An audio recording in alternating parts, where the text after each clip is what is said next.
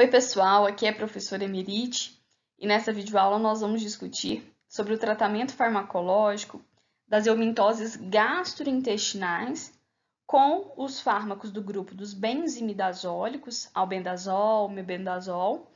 Vamos falar um pouco da niclosamida, ivermectina e nitazoxanida.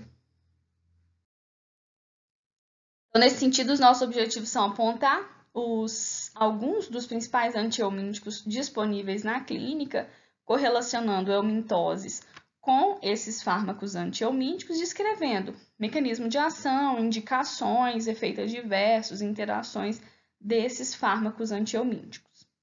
Essa aula foi baseada nas seguintes referências: o livro de farmacologia do Goodman, Katzung e Golan. Bem, nós temos disponíveis na clínica alguns fármacos antieumínticos que nós vamos discutir alguns deles nessa videoaula. Então, o grupo dos benzimidazólicos, o tiabendazol foi o primeiro dessa classe e gradativamente acabou sendo substituído pelo mebendazol, albendazol, porque o tiabendazol ele tem efeitos adversos a nível do sistema nervoso central que atualmente limitam o seu uso, já que a gente tem opções com menor perfil de efeitos adversos, como o mebendazol e o albendazol. O uso tópico do tiabendazol ainda é bem comum, principalmente no caso de larva migrans cutânea. Nós temos a dietilcarbamazina, que nós vamos falar na próxima aula, quando a gente for tratar das eumintoses sistêmicas, no caso do tratamento para a filariose. A ivermectina, nós vamos discutir hoje ainda para o tratamento principalmente direcionado para estrongiloides, mas não só. Praziquantel, oxaniquina, principalmente para tratamento de esquistossomose, nós vamos discutir na próxima aula. A niclosamida, um fármaco utilizado principalmente para teníase, infecção por Tenersolium ou saginata, né, mas ali restrita ao trato gastrointestinal, ao intestino. A nitaxosanida, que a gente vai discutir como um antieumíntico de amplo espectro. E fármacos como pirantel, piperazina e levamisol, que atualmente passaram a ser substituídos pelos benzimidazólicos, já que seu uso era muito direcionado para ascaris, enteróbios, eumintos que atualmente têm o seu uso, têm o seu tratamento realizado com a utilização dos benzimidazólicos. Para a gente iniciar, vou começar comentando com vocês um pouco sobre a teníase, a infecção causada ou por Taenia solium ou Taenia saginata, mas a infecção é restrita ao intestino. O homem se infecta ao ingerir carne crua ou mal cozida contendo os cisticercos teciduais. Esses cisticercos no intestino, a larva presente, ela é liberada e se desenvolve em verme adulto, e esses vermes vão ficar ali presentes no intestino delgado. O corpo do verme é composto, então, por proglótides, e essas proglótides, as últimas, a gente define elas como proglótides gravídicas, são aquelas maduras, e aí nesse caso elas são repletas de ovos do parasita, que podem ser liberados nas fezes, assim como a própria proglótide. Então, ovos e proglótides eliminados nas fezes vão contaminar o ambiente, e aí eles vão poder infectar outros animais, como no caso da Taenia saginata, o gado, ou no caso da Taenia solium, os porcos.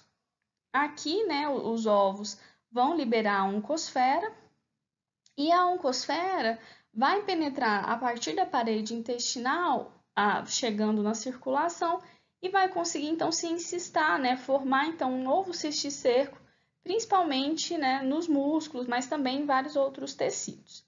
E a partir daí a gente vai poder retornar então ao ciclo.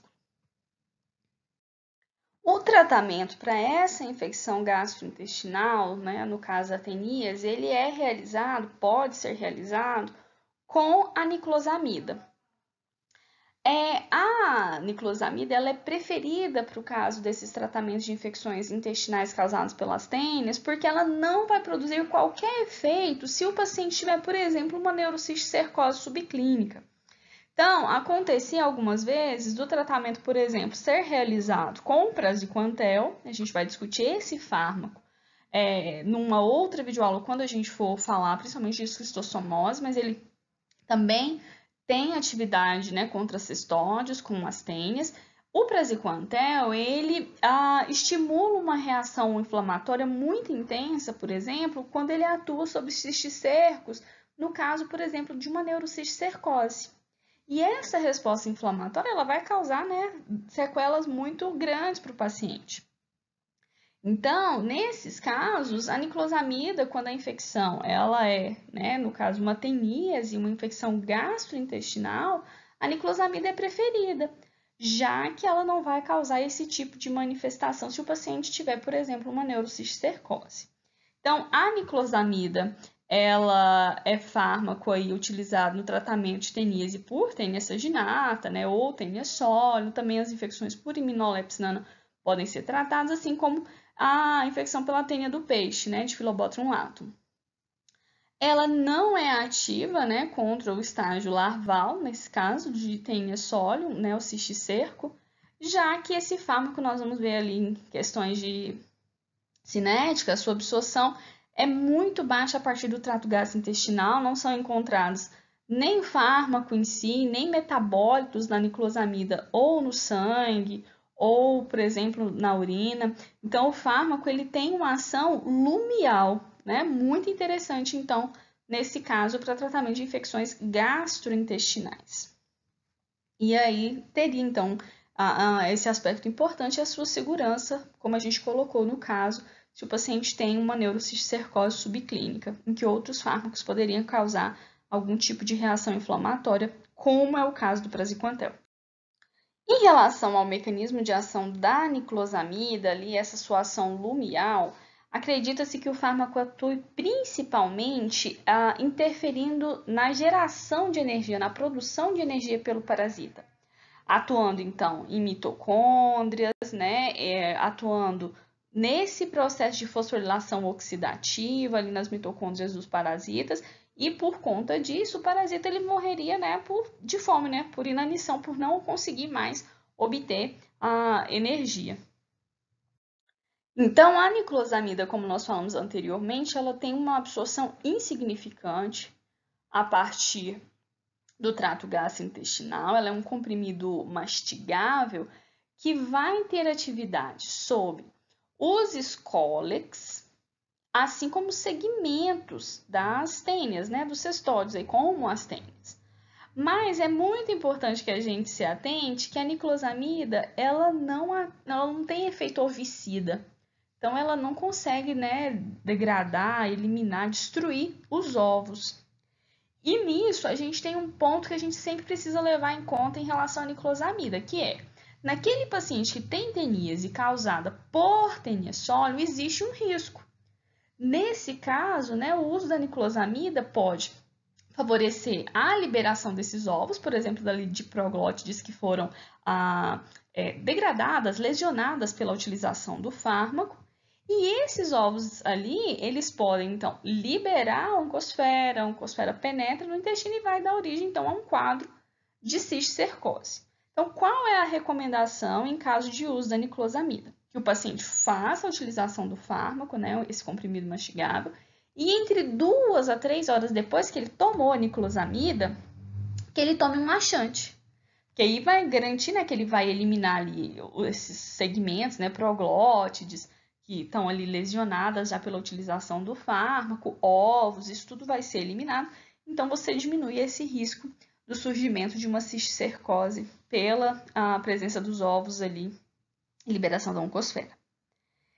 Já que é um fármaco que tem a ação lumial, não é absorvido, ele pode ser utilizado em crianças, inclusive também em mulheres grávidas, mas se recomenda evitar, assim, é muito importante que o paciente não faça ingestão de álcool durante a utilização da niclosamida. Por quê?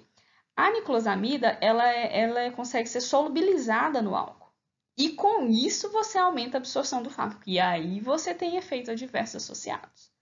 Não é o objetivo, então, que o fármaco seja absorvido. O objetivo é que ele tenha realmente essa ação lumial. Então, o paciente ele precisa ser orientado a não fazer uso de álcool durante a utilização desse fármaco. Não são encontrados, nem o fármaco em si, nem metabólitos, nem sangue e urina, ação lumial, já colocamos. É normalmente muito bem tolerada. As reações que podem acontecer são principalmente do trato gastrointestinal. Então, às vezes, náusea, vômito, alguma dor abdominal, um gosto desagradável aí na boca, a presença de diarreia, alguma irritação oral ou constipação.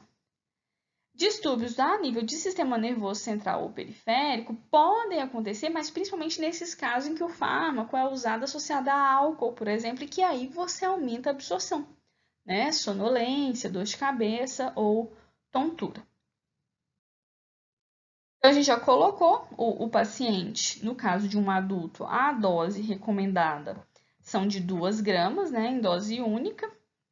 E depois que o paciente faz a utilização do fármaco, se recomenda o uso de laxante para evitar aquela questão que a gente falou dos ovos, no desenvolvimento de uma cisticercose. E nesse caso, então, isso vai ajudar, a eliminar o verme, ali, segmentos desse euminto, E no caso da teníase, se recomenda repetir a dose 1 a 2 semanas depois da primeira administração do medicamento. A dosagem aqui calculada no caso das crianças.